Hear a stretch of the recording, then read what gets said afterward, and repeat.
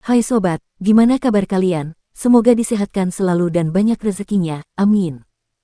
Jangan lupa untuk berlangganan. Dengan Anda berlangganan, Anda menjadi orang pertama di channel ini yang memiliki hak istimewa. Pada kesempatan kali ini, Sabta Novel akan melanjutkan BTTH Kaisar Api episode 24. Untuk melihat video selengkapnya, sahabat bisa kunjungi playlist yang telah Mimin sediakan. Yuk mari, kita berimajinasi bersama dan masuk ke alur ceritanya.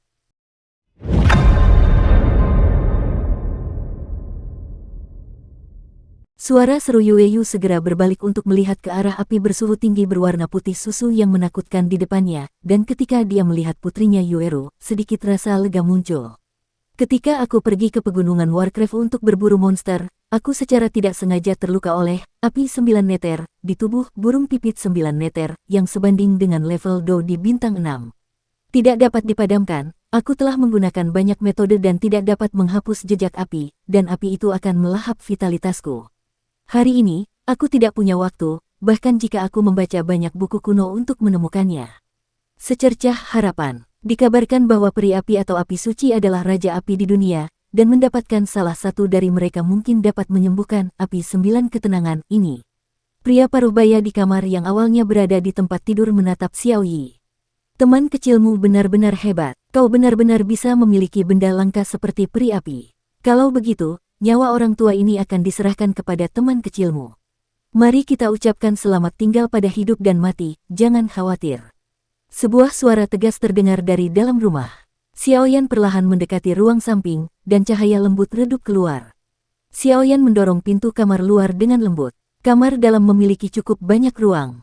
Di tengahnya, terdapat tempat tidur besar. Seorang pria paruh baya dengan wajah kering sedang berbaring di atasnya.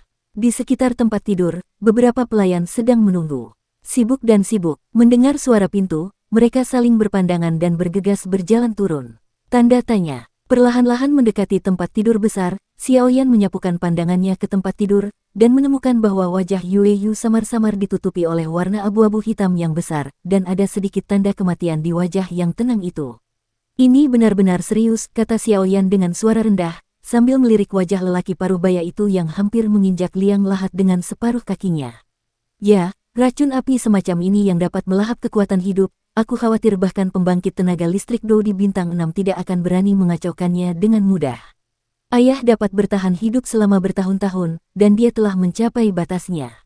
Di belakangnya, Yueru juga menatap orang di depannya dengan sedih. Sambil menggelengkan kepalanya, dia segera berkata dengan hati-hati, Xiaoyan, tolong lakukan yang terbaik untuk menyelamatkan ayahku. Mata Yueru sedikit merah, dan suaranya tampak jauh lebih serak. Jangan khawatir, ini bukan masalah besar, aku akan memulainya. Hati-hati, jangan biarkan siapapun menggangguku.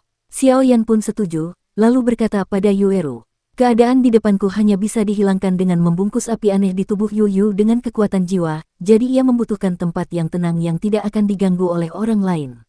Adalah akhir dari kekalahan. Di sampingnya, Yueru mengangguk sedikit dan tergerak. Dia tahu betul bahwa sebagian besar alasan Xiaoyan akan membantunya adalah karena Presiden Asosiasi Alkemis. Sepasang mata yang cerah menatap pemuda jangkung dan acuh tak acuh di sampingnya. Aku tidak punya cara lain, jadi aku hanya bisa mengikuti metode yang kau katakan, senior, menggunakan kekuatan api dari roh api untuk memasuki tubuh, dan kemudian perlahan-lahan mengeluarkan racun api. Xiaoyan melihat dengan saksama dan menggelengkan kepalanya. Dia menggelengkan kepalanya dengan tenang. Kalau begitu, bahayanya pasti besar, kan?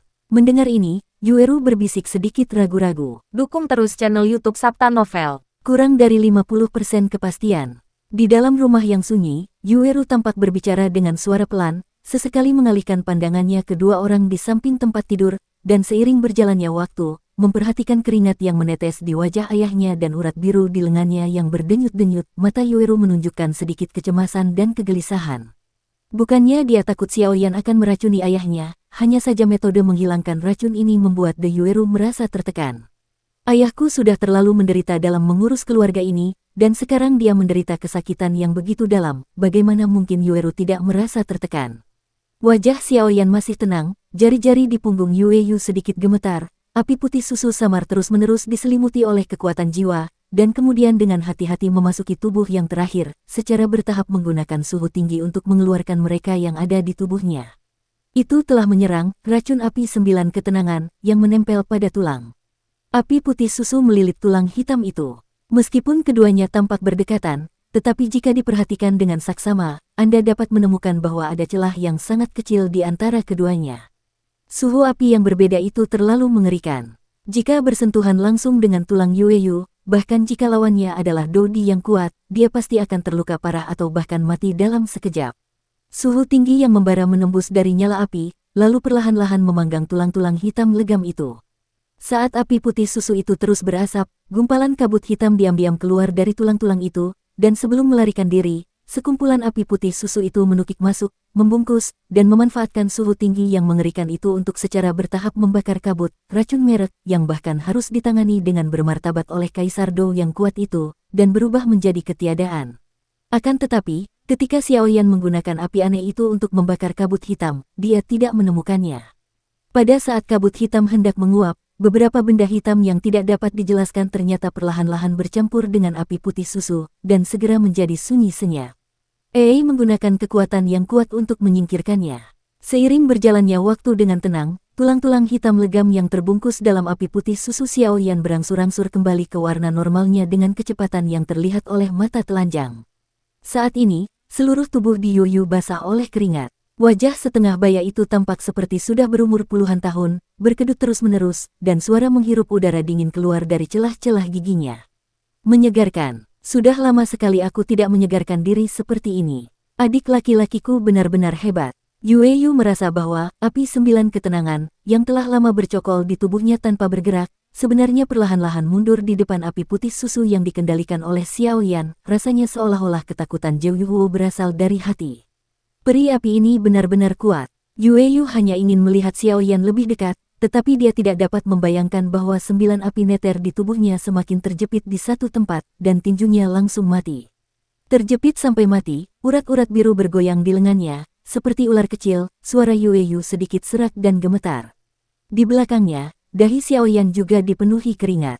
Waktu yang begitu lama untuk memanipulasi api aneh itu untuk menggunakannya dengan tingkat presisi yang begitu tinggi juga merupakan beban yang cukup besar bagi kekuatan jiwanya. Dia masih bersama pria berpakaian hitam itu. Selama pertempuran, kekuatan jiwanya tidak kembali normal, dan dia masih berjuang. Mendengar pertanyaan Yueyu yang gemetar, dia mengangguk sedikit. Katanya lembut, tahan napas, sekarang aku sudah mengumpulkan 9 api terpencil di satu titik, dan selesai. Yueyu mendengar itu dan menggertakkan giginya serta mendorong ke depan, giginya mengeluarkan sedikit suara, dan tetesan keringat yang besar jatuh di dahinya. Jelas betapa sakitnya. Rasa sakit yang membakar sampai ke tulang. Puf-puf, Yueyu memuntahkan beberapa suap darah hitam, dan darah itu mengeluarkan panas yang menyengat. Begitu dia mendarat di tanah, Xiaoyi dikelilingi oleh api putih susu. Hahaha, enak banget. Yueyu baru sadar dari darah yang baru saja dimuntahkan, kalau api 9 ketenangan yang tertanam di tubuhnya juga ikut keluar saat itu juga. Ketika sinar terakhir api putih susu telah pulih ke dalam tubuhnya, Xiaoyan menghela napas lega, menyeka keringat dingin di dahinya, dan berkata sambil tersenyum, 9 api terpencil dasar telah dimusnahkan, dan mereka akan pulih setelah beberapa hari pelatihan.